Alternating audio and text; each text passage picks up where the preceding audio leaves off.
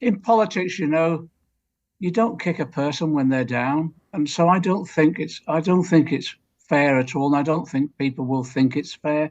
The reason Keir is putting up to the NEC tomorrow is that preventing Jeremy Corbyn standing as a Labour MP maximises the opportunity of Labour winning the next election. Well, if the argument is, well, Jeremy is so unpopular, he's shouldn't be allowed to stand.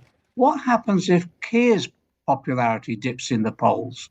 Does he go? What this is open. It's open season for anyone they want to identify to take out. I just are so unfair, and we've never seen this before. Ian, this is the first time this has ever happened. And the point that Jeremy made in his comments, I think, is that basically our party was founded on very democratic principles. And one of those principles was that our members democratically decide our policies and democratically decide who represents us, both in terms of council or parliament. And so to ride roughshod over the members like this, I just don't think they'll think it's right. They won't think it's fair. And I think it will alienate a number of people.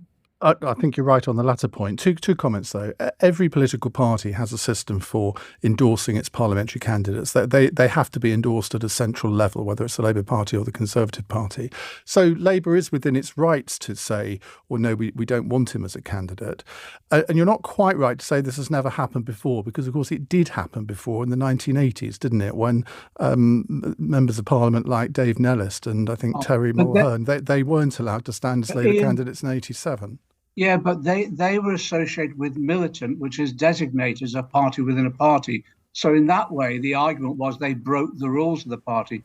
Jeremy hasn't broken any rules of the party. And our procedures has always been very open, that if someone commits a particular offence against our rules, or even if they're standing, when people have been arrested or prosecuted or something like that, they're the sort of grounds upon which we deny someone standing as a candidate.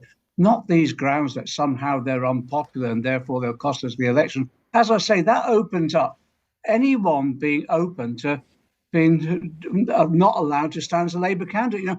Neil Kinnock wasn't very popular in the opinion polls when he ran for election in a couple of elections, and neither was Ed Miliband. Does that mean that this sets the precedent that you just remove anyone on a whim like that?